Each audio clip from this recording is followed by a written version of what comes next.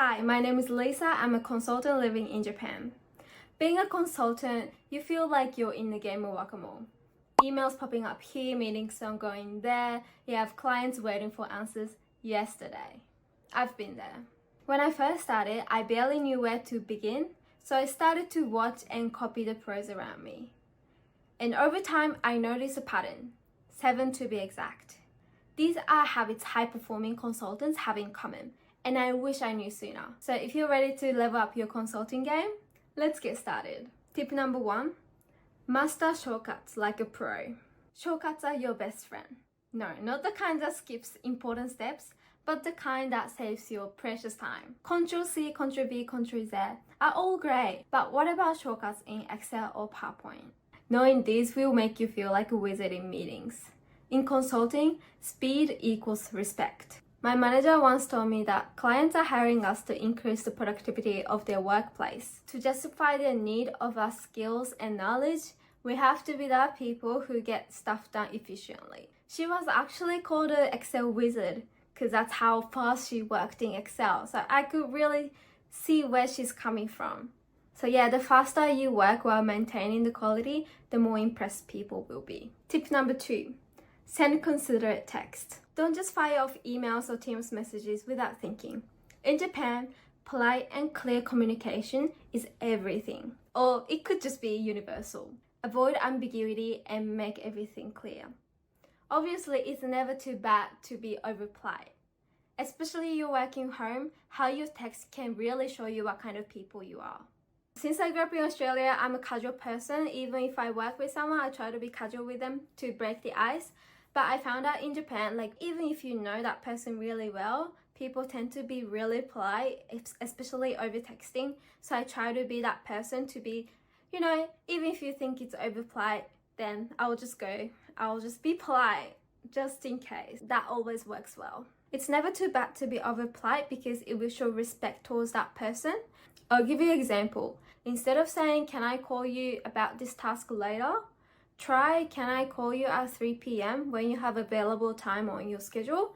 I wasn't sure about XYZ. And then you put the screenshot of where you were unsure of. Do you see the difference? The managers are busy, and that way they can tell that problem they're having can be prioritized. In meetings, they can have a quick meeting earlier that day, or something that can be ignored and can be explained via text. Making things clear in texting will save you and their time. It's a small act, but it can really differentiate you from others for being efficient and, being informative with things. Tip number 3, write notes. Write everything down. Even if you think you remember everything, spoiler alert, you won't. My brain has become like a fish. I just forget things instantly because there's so many other things going on and I just get overwhelmed. So I just write everything down. And even the procedure or things that you will be doing repeatedly, I will write it down, make a small procedure for future reference. I use OneNote to organize my notes by project and by topic. And thank you, OneNote, for sponsoring this video today. No, I'm just joking. They're not. I'm just kidding. My work uses Microsoft, so that's why I use OneNote. Any notes app would work just fine. You have no idea how important to take notes of procedure you were told by someone else or random things you discovered. Because, over time, someone will ask you how you do it. And I hate writing down stuff that I already know. I rather just write everything when I try it for the first time and then keep it forever and then send it to that person when someone asks you. And also, it can be convenient when you're going on leave and you have to give your task to someone else. You can just copy and paste it and that's it. How easy. I found that taking notes is so important for your sake and others as well. This has saved me so much time for writing stuff that I already knew and avoid writing it multiple times. And they will think you're an organized person. And this leads to the next tip. Number 4, keep a to-do list and track what you did. This is what I feel like everyone would say that, but do it digitally, don't do it on paper. I used to do it on paper, but when I changed to writing it digitally, it made my work life so much better. Again, I use OneNote. What I do every day at the end of my work day, I just write everything that has to be done next day and then cross out everything that I wrote the previous day. If you did something that's not written into a to-do list, I just write them down and tick them off for extra satisfaction. You know, sometimes you're working long hours every day, but when you think about what you did last week, you can't really recall what you did. Is it just me? I don't know. I just didn't like the feeling that days go by without feeling the sense of accomplishment. So that's why I started writing digitally, and it has helped me so much to reflect on whether I was being productive or not. It's not personally applicable, but it can be a proof of work and great for performance review. Tip number 5, respond smartly in conversation. Ever notice how some consultants always seem to have the perfect response? It's not magic. I realize you have to really train yourself to speak in a certain way. I have 2 tips for this. First of all, jump on conclusion first. Same goes in texting as well. If you're asked a question, answer yes or no first, and then back your answers afterwards. You can actually tell if people worked in consulting or not by how they answer questions, because people are busy. They just want to know the juicy bit first. So I feel like that can really make a difference in how you present yourself, and you seem like more confident if you answer it first, then back your conclusion. Second, this is more for people working in Japan.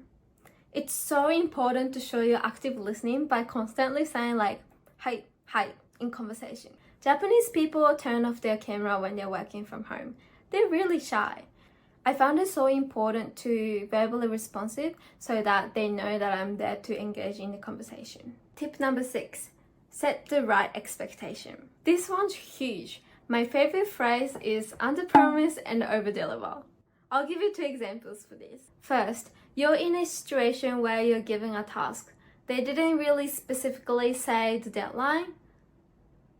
Yeah, you have to ask for the deadline.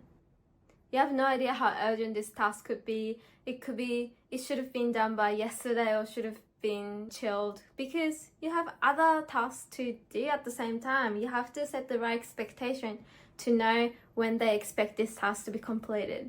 So this one's important. It seems like a common sense, but a lot of people don't really talk about it. So I feel like setting expectation, the deadline, is so important. Second situation would be where you're given a task by supervisor. They instructed you to complete the task by 5 p.m. But you didn't think the task was a big of a deal, so you said you can get it done by 2 p.m. That's a huge no. Do not say that. Even though you think you could get it done earlier, don't say it. Do not say it. It will save your life. You know what? You'll never know what happens. You know, earthquake might happen, tsunami might come. Like, I've been in so many situations where I think I could do it much earlier than the deadline that they set, but my Excel collapsed. I had to do everything all over again. So do not do that. If they set the deadline at something 5 p.m, then say, yes, you can get it done by 5 p.m. If you can't do it by 5 p.m, then let them know in advance. But if you think you could do it earlier, don't tell them. This is where under-promise comes so handy. This is my opinion, but I hate when someone say they can get it done in like next 10 minutes or so, but ended up taking like hours to get back to me. Like, I just don't like that. So set the right expectation, do not overpromise. All the managers want is to get tasks done. Like, to be honest, it doesn't really matter who you are. It's fine as long as tasks are completed. So setting the right expectation is so important. And this leads to the next tip. Tip number 7, iterate on feedback. Feedback can be harsh, especially in Japan when people are so detail oriented. But here's the trick, don't take it personally. Take it as a puzzle to solve. I honestly don't feel embarrassed to ask any questions anymore, because throwing my ego out of the window actually helped me increase my productivity. Like I mentioned earlier, they don't really care about who you are. They just want to get the job done, so they delegate you with tasks. Your performance is based on how well you performed with your task, and how you could perform well on your task is based on feedbacks. I found out no matter how well you did with your task, they will give you negative feedback like 99% of the time. Even if you think you did everything right, they will give you a negative feedback. Yeah, so get used to it. Just get that feedback and you will get so much faster with completing tasks. It's also helpful for supervisors because they can see where you're up to and where you're at as a consultant. Constantly asking for feedback will make you look like you're competent, responsive, and motivated person. Obviously, don't overdo it. And yes, micromanagers will love you for this. These are 7 tips that I picked up over the years, and honestly, they made a consulting not just easier, but more enjoyable because I feel like I'm being better at my job. Which tip resonated with you the most? Let me know in the comment. Thank you so much for watching as always. Like and subscribe, and I'll see you in the next one. Bye!